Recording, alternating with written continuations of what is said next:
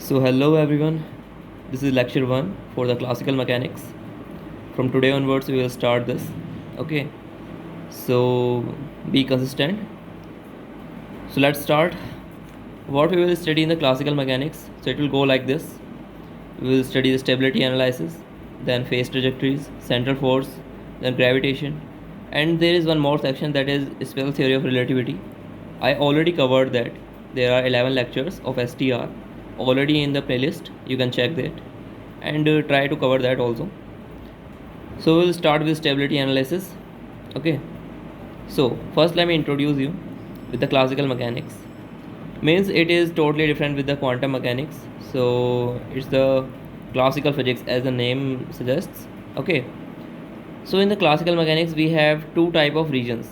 Means in any space we have two type of regions, that is classically allowed region and classically forbidden region. Means where a particle is allowed, means it can move or it can do anything, and that region is called classically allowed region, we denote it as CAR. And where particle can't exist is called the CFR, that is classically forbidden region. So how we will differentiate these two regions? Now see, if particle have kinetic energy, either it is 0 or it is greater than 0, then definitely particle can exist. Okay, means if it is 0 then it will be at rest, if it is greater than 0 then it will be moving. So that all particles which have this type of property, which is k greater than equal to 0, comes under classically allowed region, and when k is less than 0, then that particle came in classically forbidden region. Okay, and particle can't exist in this region. Okay, so you know what is total energy, that is E, and if you subtract the potential energy you will get the kinetic energy. So this E minus V term should be greater than equal to 0 if k greater than equal to 0. So just remember this is all we will study today. You will see how interesting is this. So from here you can see that if E minus V should be greater than equal to 0, then E should be greater than equal to V. Okay, now we will see some potential curves, then we will see that where the particle is allowed and where particle is not allowed. So just write this thing. The region where Ke, kinetic energy of particle, is greater than or equal to 0 is called classically allowed region. In this region particle may be at rest or it may undergo motion. Okay, now particle can be at rest, particle can be in motion. Now where the particle is not allowed is not our area of interest. And also when particle is at rest, that is also not our interest. What we will study is when particle has some kinetic energy. Okay, so when it has some kinetic energy, it can be divided in two type of motions, the bound motion and the unbound motion. So let me give you just example for a brief idea. Like earth rotating around the sun and anything rotating around any other thing, that is the example of bound motion. Like a spring is vibrating or simple harmonic motion, these are the examples of bound motion, because they are bound to follow some path, means they should be in particular region only. But when particle is just turned from somewhere and it goes to infinity, that is called the unbound motion. Okay, so this is very interesting term. Now let's see an example. This y-axis denotes the potential energy and this x-axis denotes the regions. Okay, means the lengths. So now first consider this line as 0 axis, at where potential energy is 0. Now let we denote the potential is like this, means in some region potential is like this. Okay, this is the potential graph, just see this only, not other lines. This is the potential in particular region. Now we will see that if particle have, this is the energy line, so different energies, then where particle will be allowed and where particle will not be allowed. So first we will consider that particle have energy this E1, here it is. Now see, energy is less than V. When energy is less than V, then particle is can't be exist in the region, means it came in the classically forbidden region, because if total energy is less than V, then kinetic energy is definitely less than 0, so which is not possible.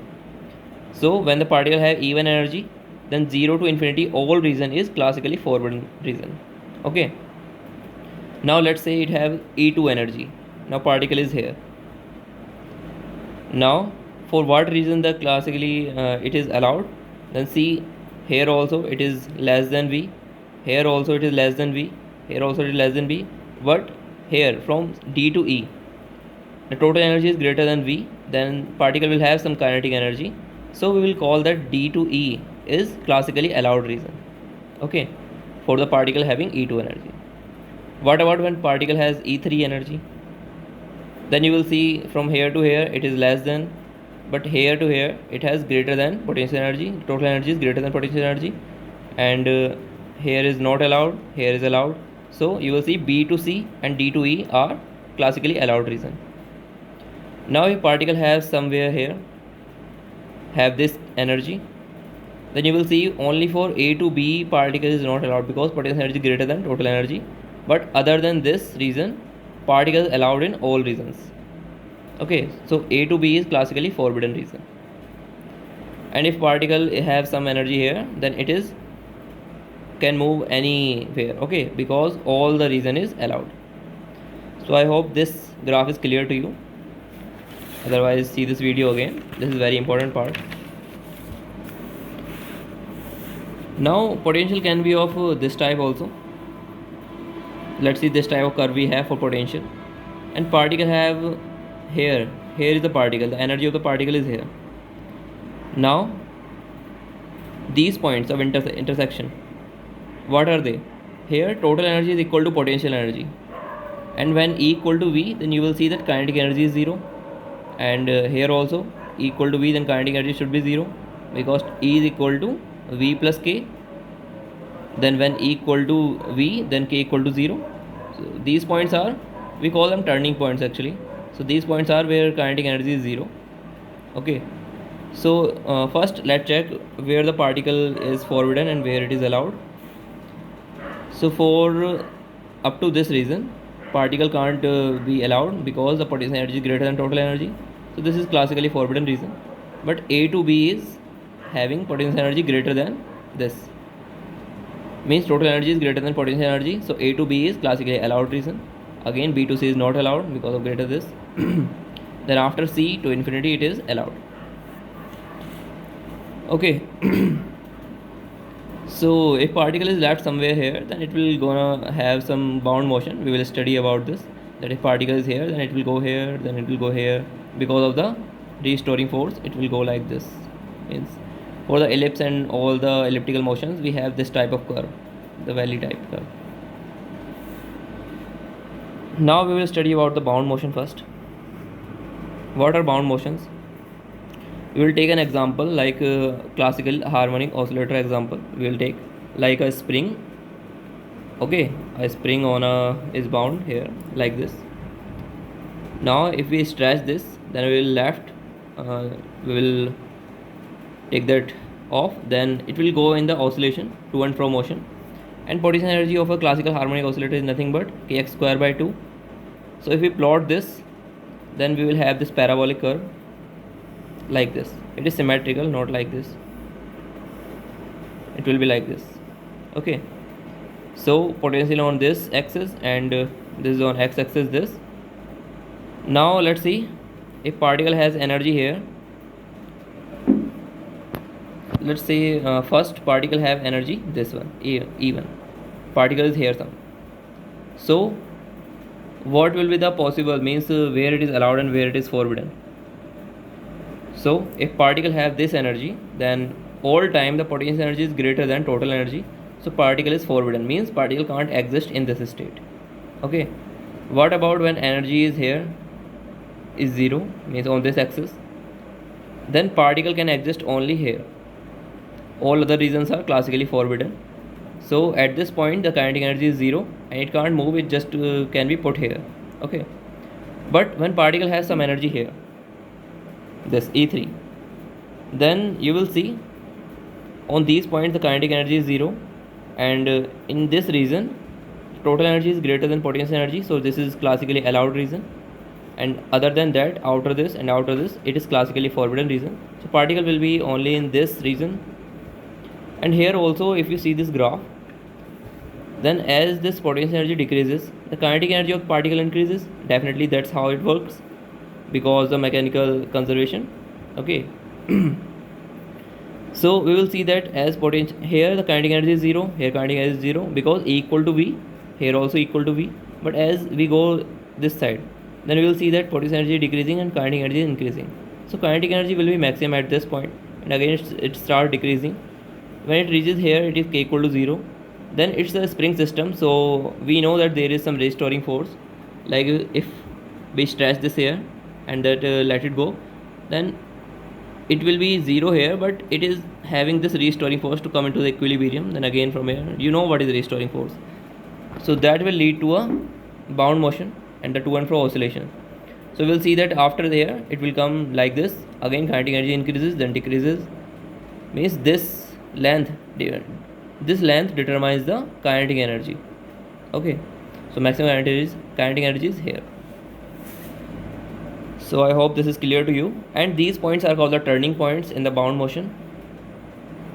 Now this is very much clear to you if you understand it better. Now complete x-axis is classically forbidden for this one. Okay. Because particle can't have this negative energy. This is for this.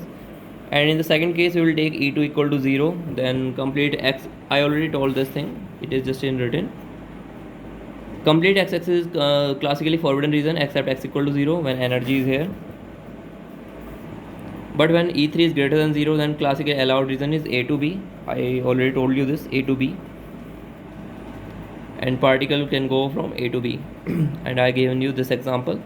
Now write this definition for bound motion. It is the oscillatory motion of a particle within two turning points about the equilibrium point O. Okay. And what are turning points? Turning points are the points where kinetic energy of the particle becomes 0 and particle is reflected back. I already told you these all points. Now let's see unbound motion. Here we will see the example of alpha particle scattering. You heard about it. Normally what kind of expression you get for the potential? That is A by R, means it is inversely proportional to the distance from that point. So we get this type of curve, means when it is R is very small and it tends to infinity, and when R is start to increase, then it goes like this. Okay, it tends to 0. So if there is alpha particle, then it has plus 2e charge and nucleus has ZE charge, and this is the potential. We know about this. We just take this example, okay, to understand the unbound motion. So let's say this is our nucleus, and we are bombarding some alpha particle here. So we will see that as the particle is at infinity, so we'll consider that it has this 0 potential energy approximately. But when it came into the contact of this, it is coming this far, means it is going like this, distance is decreasing, then it start to have some potential energy and it will go like this up. And if this alpha particle have energy at this point, it is like the potential curve. If it is energy here, then at this point total energy will be equal to potential energy and kinetic energy will turn out to be 0. Okay, so the particle only can go up to here. After that it is classically forbidden region, so it have to go back. Okay, so in this case we will show this alpha particle is coming, and after at this point the energy becomes equal to potential energy, and here kinetic energy turn out to be 0. So this is the at this point it can't go further this point. Okay, so we will call this distance as the distance of closest approach, and we denote it as R0. Now after this what happens, it will reflect back and goes to infinity. Goes to infinity means it will go up to here, then it will go like this, and it will tend to 0 and it will go forever. So this is the example of unbound motion. Hope you understand this. Now we will understand about the equilibrium points inside a potential curve. Okay, so first of all let me give you this graph. See this, and this is potential curve. Now what are equilibrium points? These are the points. First let me give the definition. These are the points where if particle is placed, then it can't move anywhere. Okay, it will be stable there. That is called the equilibrium point. Means it can't move. Okay. Now they can be of two types: stable equilibrium and the unstable equilibrium. So how we determine them? We will study them. Now they can be of two types. So let's see first. First, from this curve you can see that these are the equilibrium points. Now if we find the slope of this dvx over dx, then it should be 0 here and it should be 0 here. Why? Because we remain same, then dv equal to 0, so slope will be 0 and this will be 0. And what dvx divided by dx gives us? This gives us force. So we know that at equilibrium points, system is said to be in equilibrium if the net force acting on the system is 0. So F equal to 0, and we know conservative systems have force equal to minus delta V over delta X, and this is equal to 0. So we have both the conditions same, means slope should be 0, and because of slope we have force equal to 0 because slope is the force. Now what type of question can we ask from here? This is the equilibrium condition. Okay, so question can be asked like this: if like this, if potential is given like x cube divided by 3 minus x square by 2, okay, then you will find this del v over del x, then you will get x square minus this is the differentiation. Now put it as 0, and then the points you will get after solving for x, those are the points of the equilibrium, means x minus 1, then at x equal to 0 and at x equal to 1 you will get the equilibrium points. So these are the equilibrium points for this potential curve. Okay. Now how will you check that it is local maxima or local minima? Then you have studied this in maths. Then if you take the second derivative of this v, then you will get 2x minus 1. So put these values. If this value came out to be greater than 0, then that will be local minima, and if it came out to be less than 0, then that will be local maxima. So 2x minus 1, so for x equal to 0 it will be minus 1, so at 0 it will be local maxima, and at 1 it will be 2x, so it will be plus, then it will be local minima for this only. Okay, so if you have equation for this curve, then you can also find the x01 and x02 also the same way as we find here. Okay, so I hope it is clear to you now. And if we talk about the definition, then at stable equilibrium point we call it stable because if you displace it somewhere, means if you give some extra energy here, then it came out to be somewhere like in this region, then it will start oscillating in that way that it wanna come to back to its stable position. Okay, so that's why we call it as stable equilibrium. But at this point, if you displace it little bit, means if you give a little extra energy, then it will go like this and it will go like this to infinity, so it will never came back to its original position. So that's why we call it as unstable equilibrium point. It is a stable equilibrium point. So if we talk about the definition, a system is said to be in stable equilibrium if a small displacement of the system from the original position results in a small bounded motion about the equilibrium position. So if you displace this from here a little bit, how you can displace it? By giving some extra energy. Let's see, if k equal to E minus V, we know that if E equal to V at this point, then k should be 0. But if you give E plus delta E some energy, then E equal to V means E equal to E naught plus delta E, then E naught equal to V, this will cancel out and kinetic energy will be equal to delta E at x equal to x naught. Now this extra energy will give this bound motion and will come back to this position. So this is stable equilibrium. Okay, so how can you find this point? As delta V over delta x equal to 0 at x naught, and del square V by del x square should be greater than 0 for this because it is local minima. Okay, these are the conditions for stable equilibrium points. Now we will study about the frequency of these oscillations and all, but in the next lecture. Okay, thank you everyone.